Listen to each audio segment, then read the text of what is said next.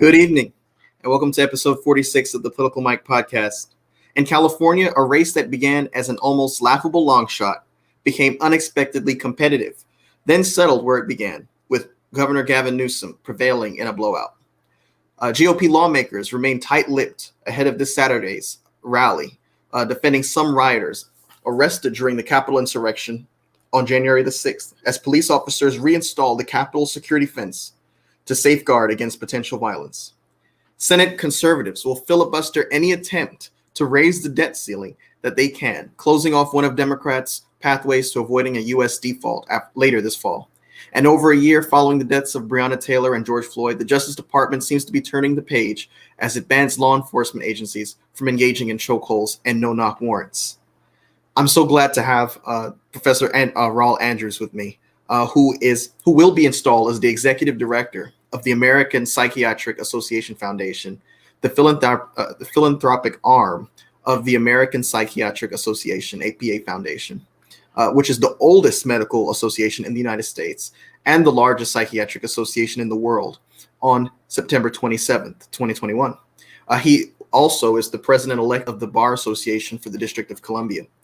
Professor Andrews has held several progressively responsible management positions with AARP for over 15 years, including most recently as a vice president and a member of the AARP National Leadership Team. He practiced law for 16 years before joining the AARP management team. Professor Andrews is a member of the Thurgood Marshall Center Trust Board of Directors, a past commissioner of the American Bar Association Commission on Law and Aging, a member of the D.C. Superior Court Civil Rules Advisory Committee, a former commissioner of the D.C. Access to Justice Commission, and national chairman of the Public Policy Committee of Kappa Alpha Psi Fraternity. He earned his Juris Doctorate from Howard University School of Law and a Bachelor's of Arts degree in Psychology from Texas Southern University and a management certificate from the AGL Executive Leadership Program at the Georgetown University McDonough School of Business. Professor Andrews, such a privilege and honor to have you with me this evening. Mr. Taylor, always good to see you. And on a personal note, I had Professor Andrews, who's one of my favorite professors for housing discrimination. So it's an honor to see him again. Mr. Taylor, you were one of my best students, and that's 15 years running. Thank you, sir. Thank you. We also have Mr. Edward Fultz. Edward is a graduate from Morehouse College, where he received his bachelor's degree in political science and a minor in sociology. After graduating from Morehouse, Edward started a chess company where he would mentor and instruct K through 12 grade kids and also young adults on the game of chess and related to life. Recently, Edward graduated from Howard Law. He was the president of his class in law school. He was a judicial intern for the Honorable Collinette McDonald and the Honorable Samuel McClendon at the Office of Administrative Hearings. During this internship, he conducted legal research, drafted opinions, and final orders pertaining to government. Edward, always a pleasure to have you. I'm glad to see you again. Thanks for being part of the show today. No problem, Mike. Thank you for having me. Currently, my position is I'm a first-year associate at Reed Smith doing intellectual property, data privacy, and sports entertainment media. So I'm happy to be here at DC office and just happy to always help you out, Mike. Appreciate it. Welcome. Excellent. We also have a good friend of mine from undergrad who's all the way out in the West Coast, Mr. Charles Aaron Dill, who was raised in the great city of San Bernardino, California, and lives there today. He currently serves as a field representative for the 61st Assembly District of California.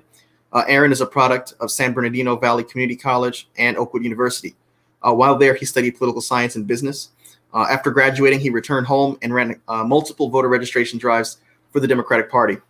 Following a successful voter registration season and a successful campaigning season, Aaron was hired as a field rep by Assembly Member Jose Medina, chair of the Higher Education for the state of California. Aaron is a part of numerous boards, nonprofit organizations, chambers, committees, and community forums in both San Bernardino's and Riverside counties. He's a proud advocate and mentor for students and specifically people of color. Gentlemen, I'm so honored to have you back. To have you all here. For some of you, it's the first time, and I'm happy about that. But I want to start off the conversation about the recall election that took place in California. Of course, all eyes of the nation were on California In late July and early August, the Delta variant of the coronavirus was raging, and this threatened school reopenings in the fall. And California experienced this threat as well. Public polling showed many Democrats were so apathetic about voting that it was possible, if turnout was low enough, that a Republican could actually win. Now, remember, this hasn't happened since a Republican hasn't had the governorship in California, I believe, since Schwarzenegger left in 2006. Californians grew angry during the pandemic. And we saw that in this state with nearly 40 million people, there were many grievances, including California's wallet-sapping taxes, rising food and gas prices, the threat of water rationing to contend with a long-running drought, a homelessness crisis, and the continuing menace of wildfires that we've seen play out for the last few years.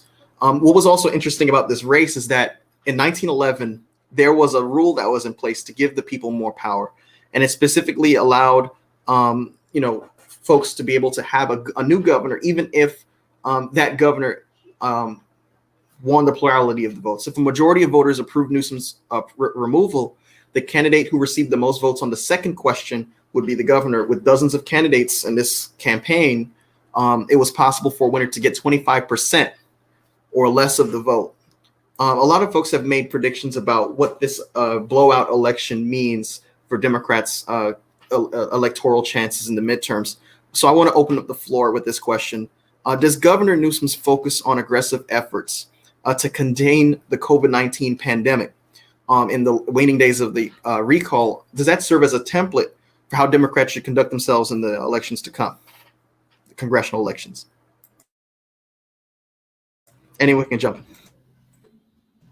I will yield to our Californian on the panel since he was closest to the flame. Obviously, I have views, but I'm sitting way out here in the Potomac. I'm personally, I'm not a Democrat, and it's also really good to see you, Mike. You know, you are a good person to sit next to in a classroom. Let me tell you, but great to be on here. Thanks for having me on. I want to touch on a couple of things that you talked on. California definitely has some of the most apathetic voters, I think, in the nation, but I haven't really done canvassing all over. And a lot of people don't know that California is very purple, and it's not blue. You know, it's blue in maybe 3 main places, but those main cities are enough to keep the whole state blue. But everywhere else is extremely purple, and in some places very deep red. But I would say that our governor, Gavin Newsom, has been at least listening to the scientists. And I think it's a perfect template to serve as, you know, any Democrat running for office in 2022 should definitely look at what Newsom has done and use it, because the election speaks for itself. He won in like 30 minutes, and it was a landslide victory. I've never seen something like that, you know, so quickly. I think 15 minutes in, they were saying, you know, we can call it now. So, you know, definitely use it, you know. Professor, you're going to say something? Sure. I concur with the California sentiment.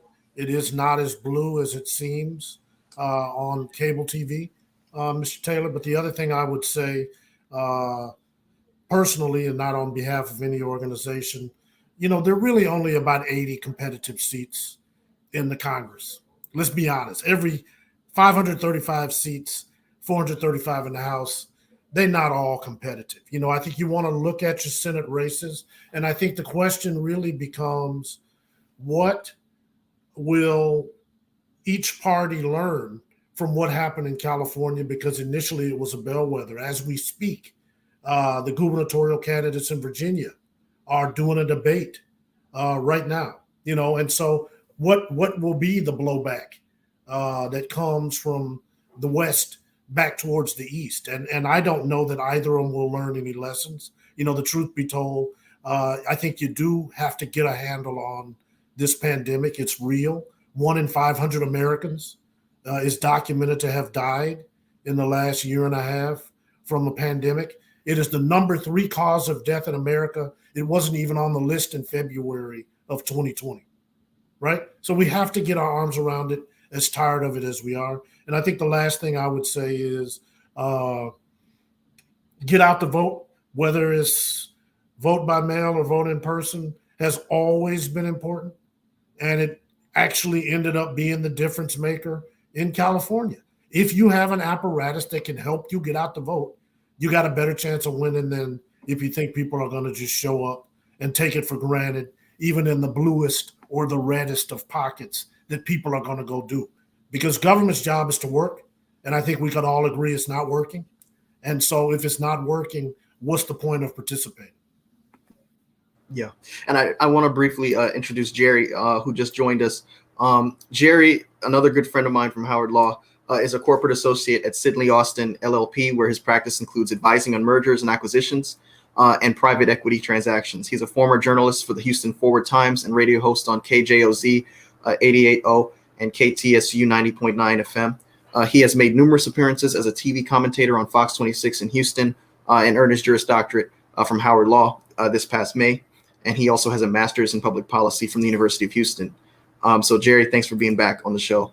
Well, whenever he joins back. But I do want to point out that strategists told Politico that the turning point in the campaign for this the gubernatorial race in California came in the governor's adoption of aggressive mask and vaccine mandates, both widely popular in California, and in Newsom's avalanche of spending, depicting his top Republican opponent, Larry Elder, as an anti-science clone of former President Donald Trump. And I heard a strategist say this, and it resonated with me. They said, you really don't have, these red hot voters who are going out because they're just so sold on Newsom. But the Democrat name attached to Newsom is what really, benefited for the governor. And I started to think, making that referendum of it's either us, the responsible party on COVID, or this anti-vaxxer. It's either us, someone who acknowledges climate change, or someone who's still trying to figure out, whether or not it's a hoax or not. So, someone who supports the constitutional right of a woman's right to choose, and someone who supports the abortion bill that was just passed in Texas. And making it that black or white race that it was seemed to work in the Democrats' favor. Now, regardless, it's California, it's blue. But I'm wondering if that does play any kind of role and whether or not that's how Democrats should approach, congressional races in more moderate and more swing districts moving forward.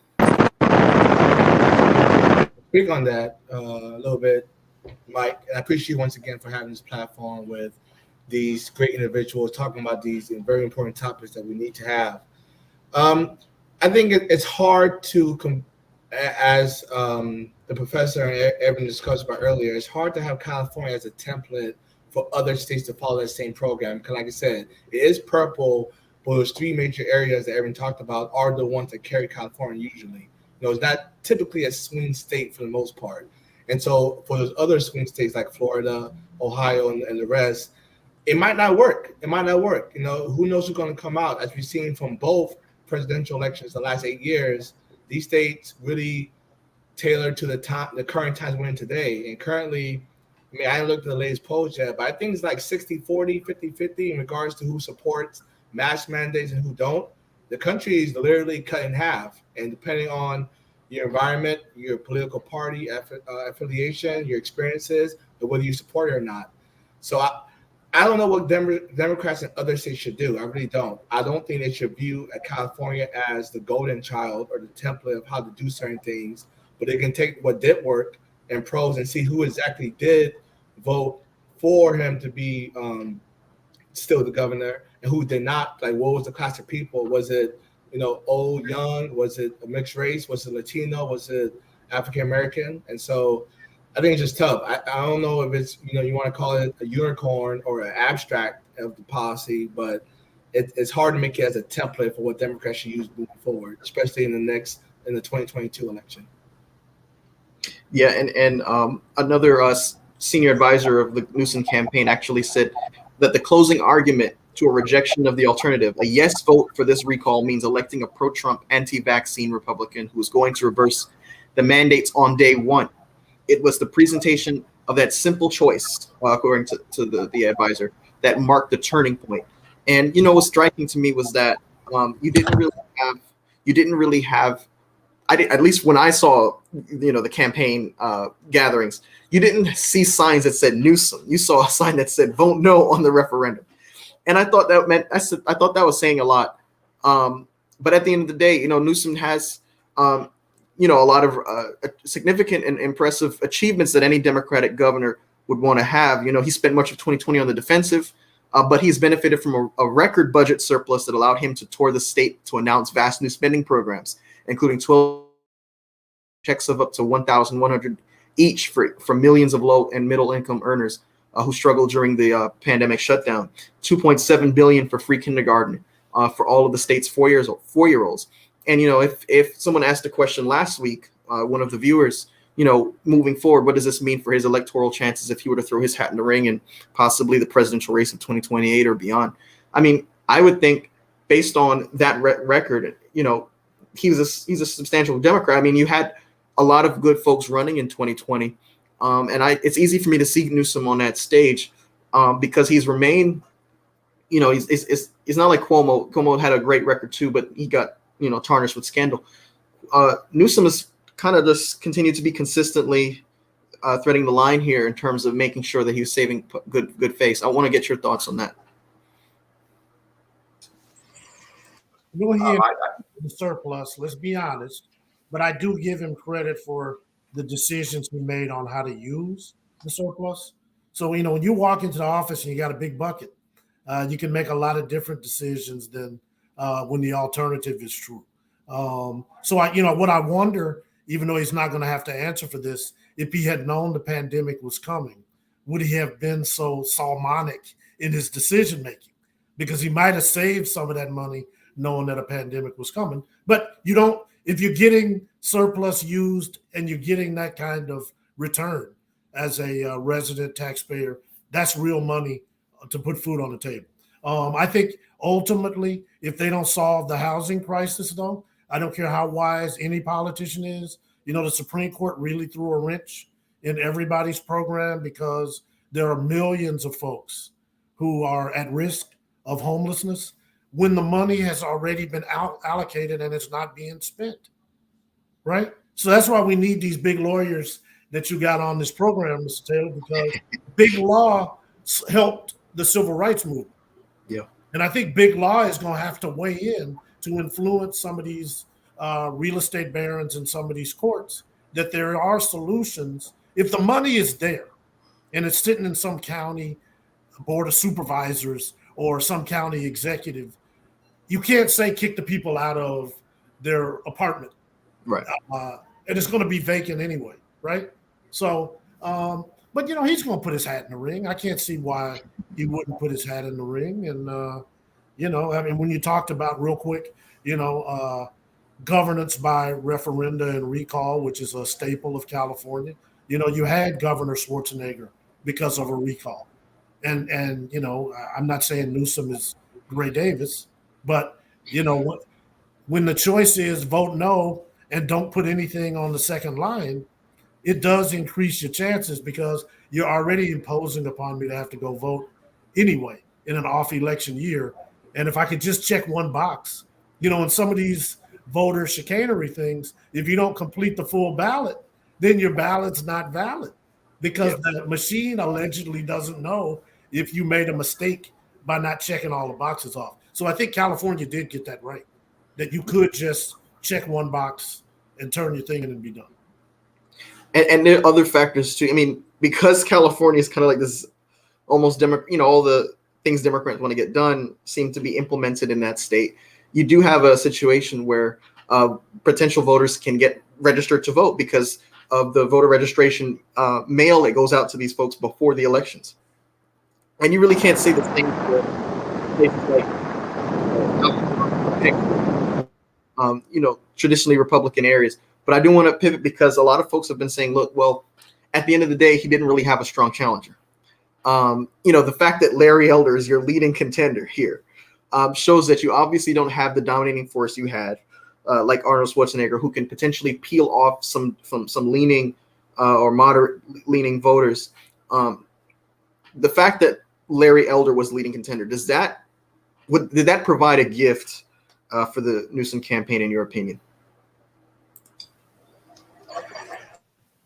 I'm going to say this real quick, and then I want to hear from the other folks because I think Ford can get in now. Who was President Obama's, honestly, who was his toughest challenger? When he made it to the U.S. Senate, he had the equivalent in Alan Keyes of an elder. But let me stop there, and let's hear from this big money team you got on from Big Love. Everyone go first or Ford? Jerry. We can't hear you, Jerry. We can't hear. There's a lot of feedback. But Edward, jump in real quick. No problem. Yeah. A gift is such a strong word. Is it like a gift? Like, so was it like hand wrap given to him and saying thank you in the election? I didn't think about what the professor said about the Obama, I guess, analogy. That's actually a great point. I was trying to ponder about a bit, as I want Jerry to go first. But he didn't. Yes, it's true. He didn't really have a legitimate opponent to go against to maybe break off his tenure. But I had to look back and say, why was Larry Elder put in that position in the first place? You know, he is an American radio host. He has a following of how many people you think listen? 10 million people? You know, on an average basis. So it's similar. Like maybe he's not as well known as Arnold back in the day, but he does have a following. It wasn't a 50-50 type of notion, but maybe he could have pulled some voters for it. So I don't think it was really a gift per se. I think he did have a following. He did have some sort of credentials, if you want to use credentials in a very loose manner. And, you know, he, as we mentioned, he tossed his hat, you know, in the ring and said, hey, why not? Worst case scenario, more people going to listen to my show. Worst case scenario. Aaron, what do you think? I haven't really listened to Larry Elder, so I don't know too much about his content produced, but. Yeah, I mean, we don't really listen to Larry Elder. I'll just say that we folks, we wouldn't be listening to Larry Elder. But I do want to kind of go back maybe like two years. I think it was the legislative session for 2019. Senator Pan, who was a doctor, or State Senator Pan, who was a doctor, changed the he had some legislation go through his office that changed the mandates for public schools vaccination statuses. I want to say it was like at 80%, and it went up to like 95%. Those numbers may be off, but it was just a lot of people were already vaccinated. A lot of kids were already vaccinated, and he made it more so. And that was kind of the first time I saw this polarized switch of Democrats are, wanting this one thing, and then Republicans are labeled as anti-vaxxers. And I think that Governor Newsom, picked that up. And this recall wasn't just, the recall election for the governor's race. It was the Republican recall.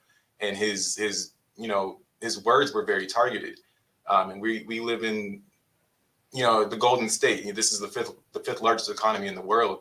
And this recall election cost us almost $300 million. And we're still sitting on a surplus, but I think that he was extremely targeted in what he did. And in that sense, that's why I think it was a gift, because it was more than just Governor Newsom. It was this whole, I don't want to say it's just the whole party thing, but it was a lot more than just Governor Newsom. But the way he targeted it, it definitely set up, the whole election for him to win by a landslide. I'm telling you, he won in like 15 minutes. It's crazy. And when you look at what Larry Elder's record is as a radio host, this is someone who, came to prominence in the 90s on radio, saying things like, affirmative action is something that, right, is detrimental to African Americans. So he was on record, and it was more intellectual back then, it seemed. Now you have him actually, and I heard his concession speech, if you want to call it that. It started out with him saying, look, let's be gracious in defeat. And then he went on a rant about, it was a litany of things he was starting to rail off that I just know the people of California were hearing day after day as this recall was coming to an end. But this is someone who basically defended the murder of Trayvon Martin. This is someone who said that white slave owners should be given reparations. I mean, outlandish stuff when you compare it to what he was saying in the 90s, when you can actually have a conservative versus liberal debate of substance, on ideology. It just transformed. And I think that was indicative of, where the conservative movement has gone from the Bush era, the Dole era, to now the Trump era. But what's also interesting is this is also a week where, the Met Gala happened and Alexandria Ocasio-Cortez got a lot of attention for the dress that she wore that said tax the rich. But at the end of the day, a lot of people, irrespective of what they believe, said, her goal was accomplished in getting people to talk about taxing the rich. Could the argument be made that Larry Elder, by running in his race, got folks in California to question a lot of things that just, that liberals and Democrats just took for granted that folks in that area just accepted? Well, let's not accept that a recall just happens because I wake up tomorrow morning and decide I want to have a recall. A lot of time, a lot of sweat, and a lot of money to get the required number of legitimate signatures to get that done. Now, in 15 minutes, as Aaron has wisely observed, it probably wasn't worth the investment to have that kind of thing, unless you just want a victory lap in the governor's mansion. And you're like, okay, this validates why you voted for me in the first place. I did better in the recall than I did when I ran for office the first time. But, that you're not going to get a satellite radio show with 8-figure popularity unless you're willing to validate the opinions of people who join your show. Now, fortunately, Mr. Taylor, that's not how you operate the Political Mike show. But I think if you wanted to go exponential, you could probably just be a provocateur who may not believe everything you say, but all of us are smart enough to know what the hot rails are. And I think he plays those hot rails well in the same way that 250 years ago, John Hancock decided, hey, why don't y'all go out there and throw some tea in the harbor and I'll sign the Declaration of Independence in large font, because George Washington and friends told Hancock, don't tear up any property. And you got enough lawyers on this panel to know that it's all about property in America. So they're not going to do anything to us if we just protest.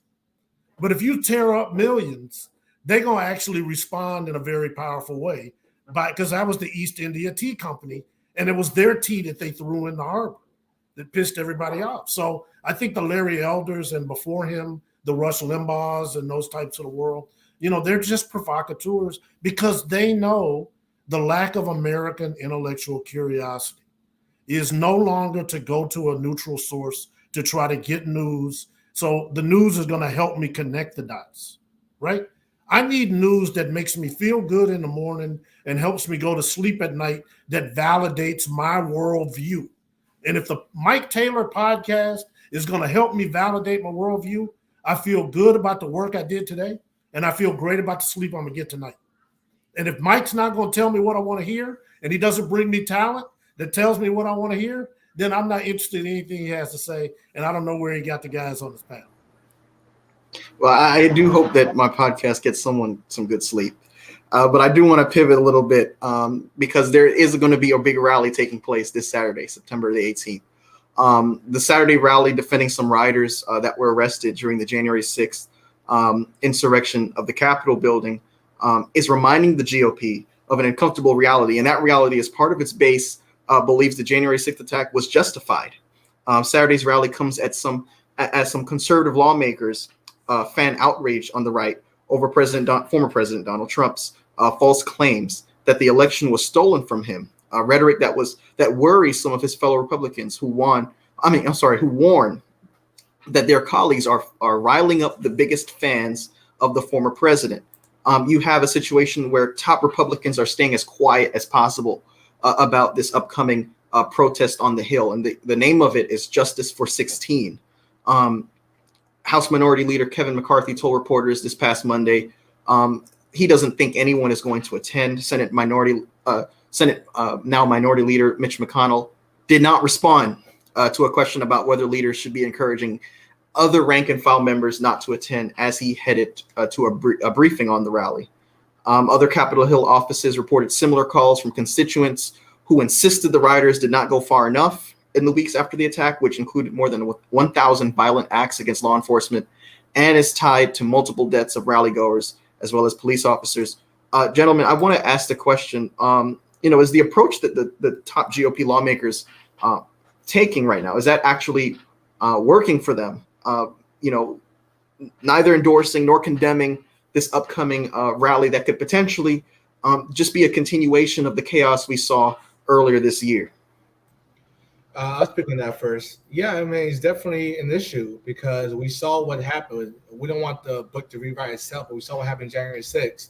And yeah, Nancy Pelosi and Senate Majority Leader Chuck Schumer said that they're more prepared now. So I guess that's what the concern is less now, because they have more security and more cameras, more separation between the Capitol and the length of engagement to go inside the doors or the field. But still, the fact that they're taking a neutral standpoint says a lot. Once again, we're going to take it back to the beginning. What if these were not white Americans? What would there be the same attitude if there was, an Hispanic community, a Black community, or any other non-white community who did the same actions, same type of people to, the January 6th insurrection? Will we have the same response, the same reaction of this neutral? We're not endorsing, we're not sponsoring, but we're also not neglecting and condemning. I doubt it. It sounds very fishy. It sounds very, once again, political, as we all know. And it sounds like, okay, so if more unrest, more political, destruction or building property or laws happens, who's going to pay for that? The taxpayers, once again. So it's like in our pockets, we're paying for destruction over and over again when we know what could happen. And so, yeah, it's very concerning. It's very, I don't know what Nancy Pelosi is waiting for or what's her ultimate game plan. It must be a game plan. It must all came together and said, we're not going to speak on this comment for X, Y, and Z reason. So I would love to hear that. And, the coming up, lectures and seeing the interviews of, especially if something does go wrong Saturday, what will happen? Like, okay, you decide not to take a stance, something went wrong, what's your response now? Because we've been telling you to do more or to not support this rally, and nothing has been going done. So yes, to answer your question, Mike, is very concerning, and I just hope no harm comes to any person, animal, or property. And I'm glad you brought that out, Edward, because you actually have the right flank of McCarthy's conference arguing that January 6th defendants are being treated more harshly as a result of their political views compared to progressive activists like Black Lives Matter protesters. According to McCarthy, there's a two-track justice system in America, and the treatment of the J6 political prisoners compared with violent Antifa and BLM rioters proves it. I'm sorry, that's Marjorie Taylor Greene that said that. Now, what's interesting to me personally is how up in arms everyone was about the Biden administration's handling of the withdrawal from Afghanistan.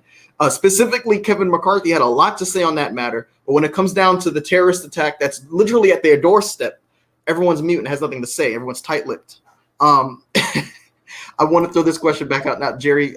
Good to have you.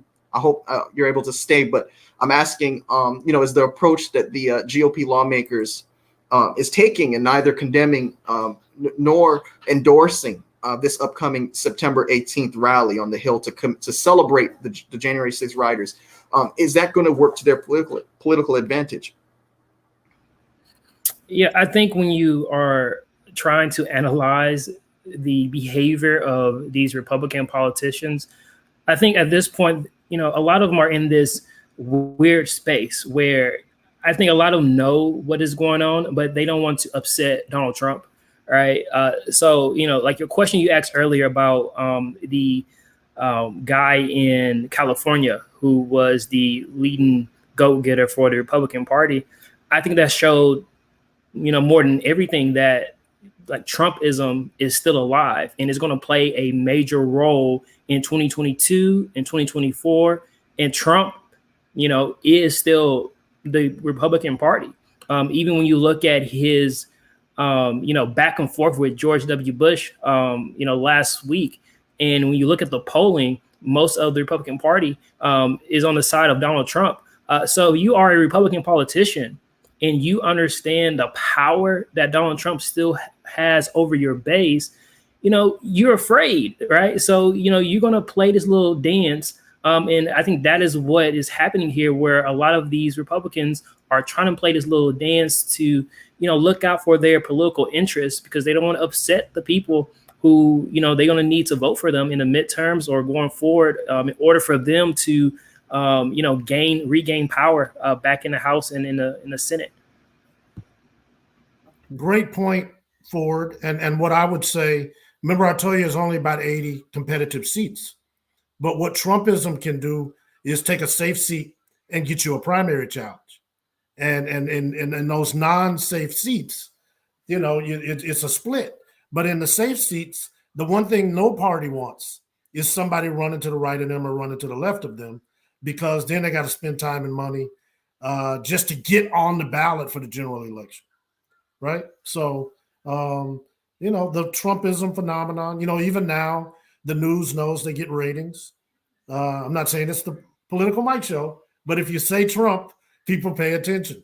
And I think the media hasn't, I don't know if he covered that show on a prior episode, but the media is as much to blame as any individual, because they made money by running segments on what he was or was not doing. And they're still doing that to this day. Yeah, that's very important. And you have other candidates following the Trump playbook. For instance, you have Representative Madison Cawthorn, who's almost my age. Last month replied to a constituent who asked when the freshman firebrand would call us back to Washington again, by saying there would be bloodshed if elections continue to be rigged. Now, Cawthorn and Marjorie Taylor Greene have said they do not plan to attend the Saturday rally.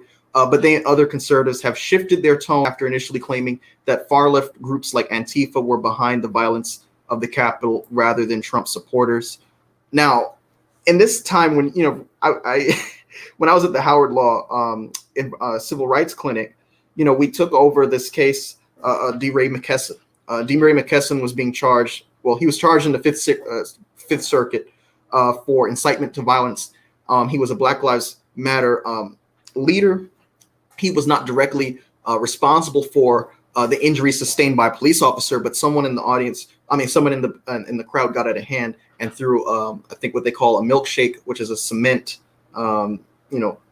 cement and other things together to injure the face of a police officer. And he's now being charged for incitement to violence. My question is, if he could be charged for incitement to violence, why can't Madison Cawthorn be charged for incitement to violence, saying there's going to be bloodshed?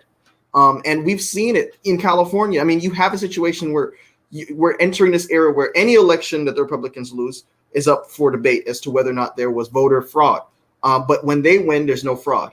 And so can this guy, this congressman, this guy who's obviously trying to make a name for himself and distinguish himself from the pack of Trump supporters, can he be charged for incitement to violence? Do you think so?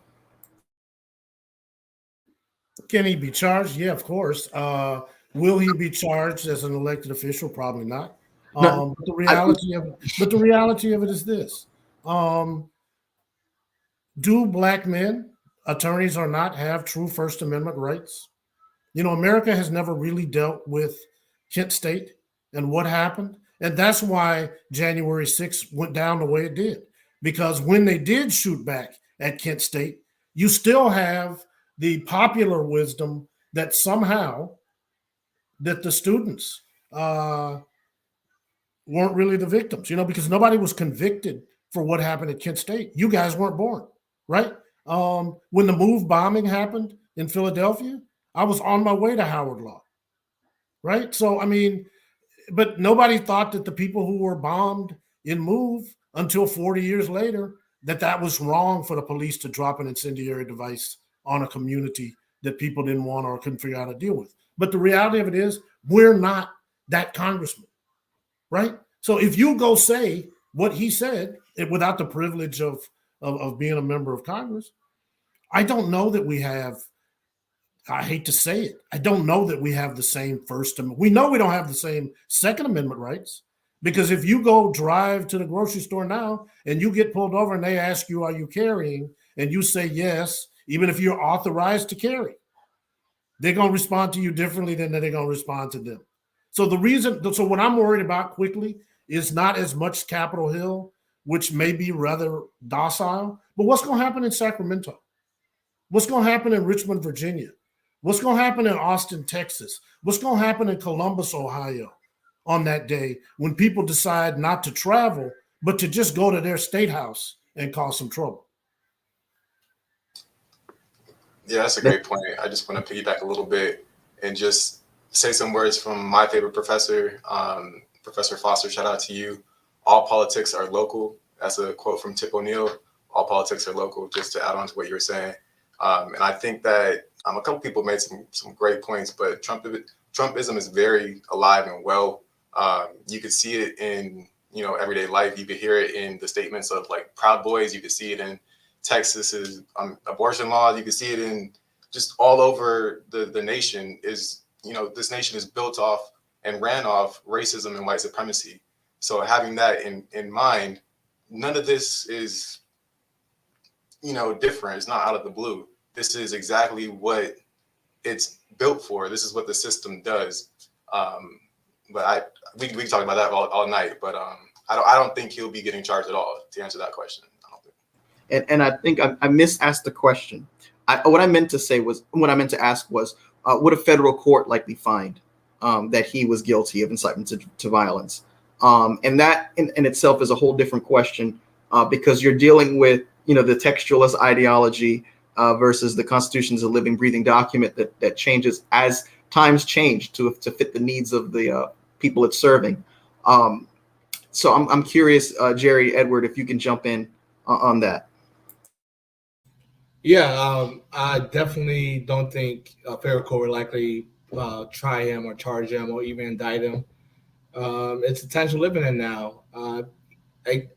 It's so sad that it has to occur violence for it to show that, because that standard is very unique. The ability, because of your statements and because of the position you held, whether it's a politician or a celebrity, do my words carry enough weight to incite others to do violence?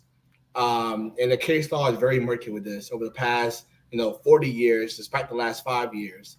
And so what we see the trend is no, unless you say very conclusively, hey, I want everybody to come outside at this time with stakes, with ammunition, with firearms, and we're going to shoot this building or church or whatever. Without those statements, very broad words like what he said in regard to bloodshed, it's so murky. It's so debatable, argumentative that I don't think the federal court would likely try him or charge him. But once again, that don't mean he's not dangerous. That don't mean he doesn't have a following. That don't mean he doesn't have a power in society where his words do mean something. And some people carry those words to truth, as we saw in January 6th, as we saw in multiple rallies over the past 4 to 6 years with Trumpism. Words do matter. And just because you can't incite it does not mean you should not still be liable for it by removing him from that position. So maybe not federal court, but maybe, hey, let's do another. And I know not every state has recalls and referendums, but maybe we should start instilling those with politicians who make these kind of statements, because once again, that means more money for us. I'm just thinking, once again, the professor made a good point about property.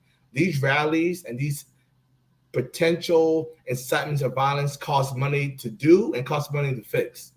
And yes, we're in this debt of multiple avenues of education, politics. I know there's some surplus here or there.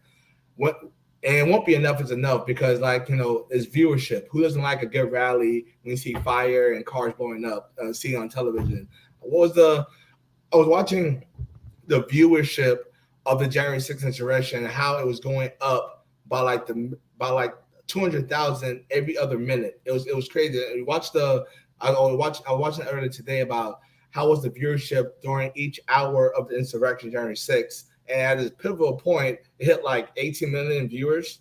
Like it was ridiculous of just violence and updates of people going in and out about it. And so it was just interesting. But no, to answer your question, Mike, yeah, no one's going to try, charge, or indict him. Ford, yes, to say too, I think. Yeah, I mean, I agree with Edward. I mean, like, the short answer is no. The federal court is not going to charge, this person. I think, around January 6th, it was a conversation that was being had about, Donald Trump's, behavior, and if he incited violence and told people to go and attack the Capitol. And then there's case law back from the 70s or 80s with like a similar situation. So he's not gonna get charged. But when you look at most politicians, to me, a lot of them are like very full of themselves, right? And they really care about this thing called like their legacy and how people view them. I think, 20, 30 years from now, he has a following now. You got Trumpism is alive and well. But I think when people look back on this time in history, they're going to look at these people in a very negative way, the way that, they really just attack our whole system of democracy and really just been, I can't even find the words of, just how bad history is going to look at some of these individuals. And I think in the long run, that is going to, really hurt a lot of those politicians, in the future. Well, can I ask Jerry a question about that, Mike? You think so? You think history is going to view back in the next 20 years and say these were bad times, Trumpism was a bad outlook of America? Do you think that's what's going to happen? Yeah, I mean, when you look at, what is happening, where, it is literally an attack on some of the very like foundational principles of democracy, like the questioning of our elections is just so repugnant to what I think this country tries to stand on and tries to promote across the world. And I think that let me rephrase. I'm hoping that this is a moment, right? And then in the future, there's going to be a world that's going to look back at this as a negative time. But you could be right. 20, 30 years from now, people could be looking at these individuals as heroes. If Donald Trump gets his way, but I really think that, this is just a moment, and Trumpism is eventually, going to, falter away. So I do want to, to Edward's question, Trump is not this impossible political force that people make him out to be. Think about it. I mean, he lost the House in 2018. He lost the Republicans the Senate recently in 2020. He lost the presidency. Usually a one-term president is not seen as, a pivotal, someone who was a crucial player in American history a lot of times. But even when you look at Trump's endorsements of these runoff elections and candidates, and they've, one after the other, they've gone to defeat. It makes me alerted to the fact that Trump doesn't have the coattails people thinks he has, and it reminds me of the Emperor's Got No Clothes, that old story, where the emperor swore he had, the finest clothes because people told him his clothes looked great, but he came out of his castle naked. So pivoting it back to the incitement to violence, the reason why I asked that question was because Brandenburg versus Ohio, a case that we studied in con law, Jerry and I were in the same con law class, said specifically, speech advocating illegal conduct that is likely to cause imminent lawful and offensive harm is unconstitutional. It's not protected by the First Amendment. But Mr. Taylor, every one of us would take the defense if we wanted to, and they paid us enough money, and we know how to poke holes to either kill the indictment or kill a conviction. Because the reality of it is, some of those people came to Washington with weapons. Yeah. And they started moving towards Capitol Hill before he even finished speaking. So I'm not trying to absolve him, although he hasn't been indicted. Right? Yeah. This attorney general is an institutionalist. The chief justice of the Supreme Court is an institutionalist. And as Aaron was telling us, if you're trying to preserve the institutions, there are some people who are in classes. We start talking about placism now. Classism. If you're in a certain class, then we're going to protect you. Now, none of us could be an elected official and get away with this. Let's just be honest about that. I'm not saying it's right. I'm saying it is. So all I'm telling you is I don't see this attorney general doing it. Right. And he would have to be the one that signs off to say, yeah, we're going to move on him.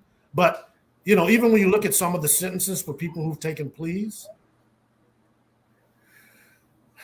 again, I'm not trying to do a day on the inside, but they're not getting hard time for what they tried to do, and some of them accomplished doing. Right? Right. I mean, these are 20-year and plus crimes. Some of those people deserve to go to Supermax. That's not going to happen. And they'll write books, and then they're going to have a Larry Elder show. And we don't know if they're going to move to California with Aaron and try to do their own recall and say, I was a freedom fighter, put me on. So I do want to pivot on, since time is moving from us. While the GOP has vowed it would not give the Democrats the affirmative votes they need to raise the borrowing limit, the party could theoretically decline to filibuster a debt bill, allowing Democrats to increase the nation's credit cap with a simple majority vote in the Senate. But Senator Ted Cruz has vowed that he will not let that happen. He said in an interview that his party's growing insistence he echoed his party's growing insistence that default be avoided along party lines using the budget reconciliation process. Cruz said they want political cover. Democrats have said they want lifting the debt ceiling to be a bipartisan exercise, particularly since most of the current debt was racked up by the previous administration, the Trump administration. Senate Majority Leader Chuck Schumer said on Tuesday that neither party can wash its hands of responsibility to pay the bills. Leader McConnell keeps talking about the new spending that Democrats have done. That's not this debt. Now, I want to ask you guys, what do Senate Republicans actually gain from refusing to give Democrats the affirmative votes they need to raise the borrowing limit? Loyalty. I'll respond on that. No, they don't have nothing to gain. I mean, Democrats, they mentioned that we need all 50 votes from us to raise the debt. We don't get a finger from the Republicans at all. And they just, being loyal to the Republican Party and, call it Trump or call it, just not illogical. Like, yes, let's look at the facts. Yes, Trump increased America's debt in multiple avenues of life, education, technology, consumer service, everything. And so as a result, now that we have a Democratic president, they're trying to raise it to combat that. And now everybody's saying, oh, that wasn't our fault, but that was your party. So in a sense, you guys are all supposed to run together. That is your fault. But once again, Democrats are not trying to put blame on nobody. They're just trying to fix the problem. So I don't think they gain anything. I mean, I could be wrong. Maybe other people have different thoughts. I think it's just a loyalty. We're just going to stick with our guy and, go to the grave with it. I think when you look at politicians like Ted Cruz and a lot of these Republican senators, they like to play this game when they're in the minority of, I am for fiscal responsibility. I care about the government debt.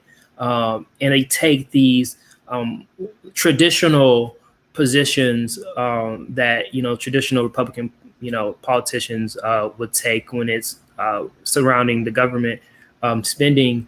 But when the Republican Party is in power and there is a president in the White House, they don't care about this stuff, right? So it'll be one thing if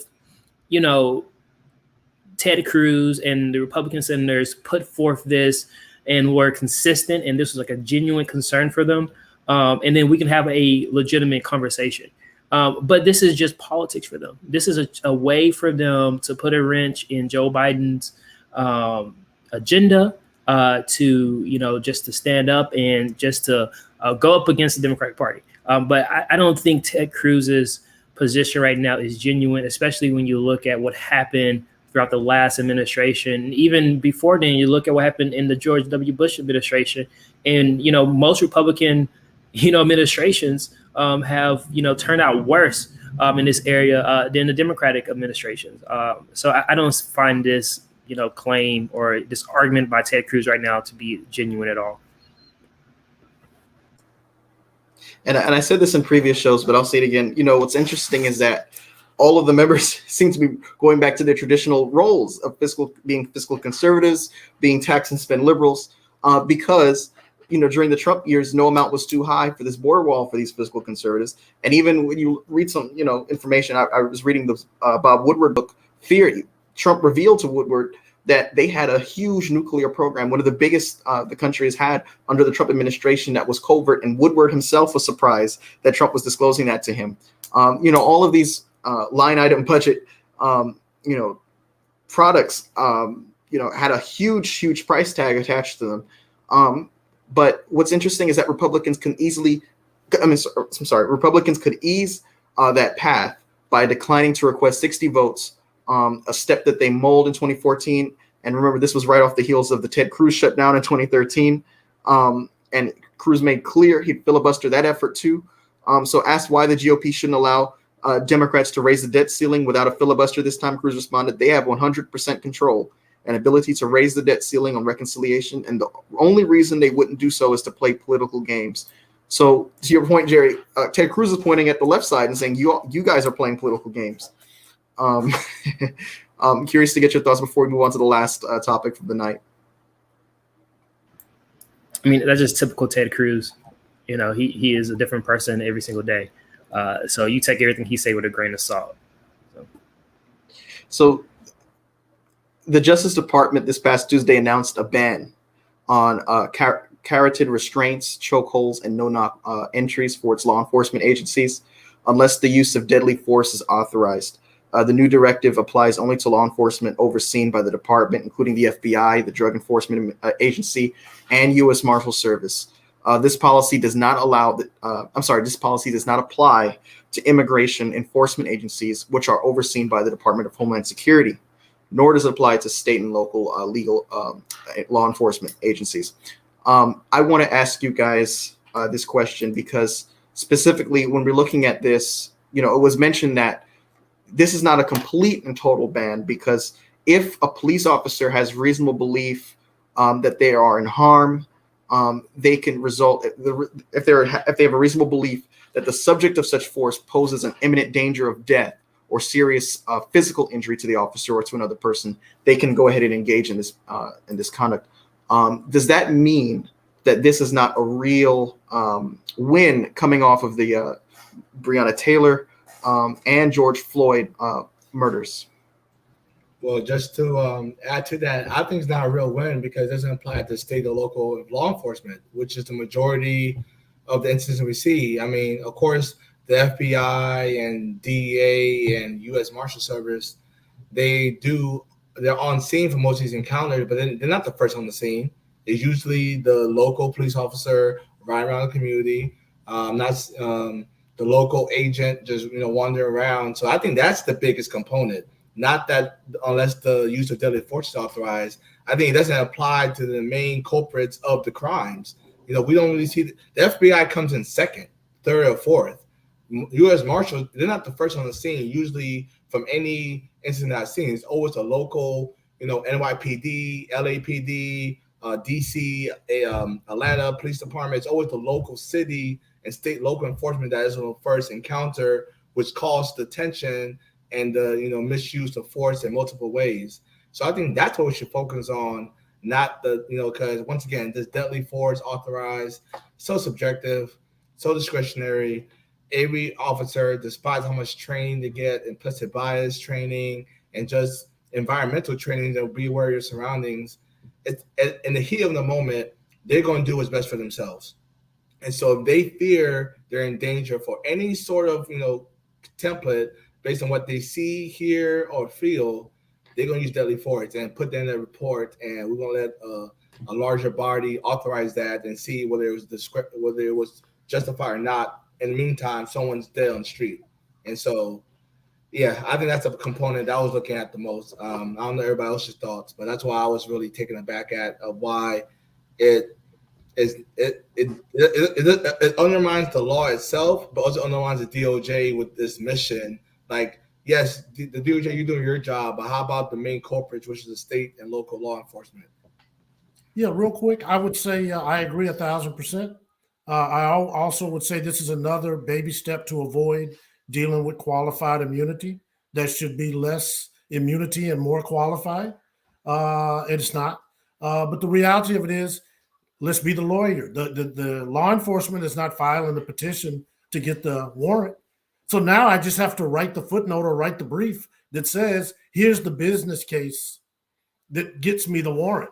And here's what we reasonably believe is happening at the scene where we need to raid, right? So if I'm a lawyer worth my salt, I got to give the judge enough in one of those bullet points to say, we think this is a high risk warrant on a high risk target, and therefore whatever might happen, might happen.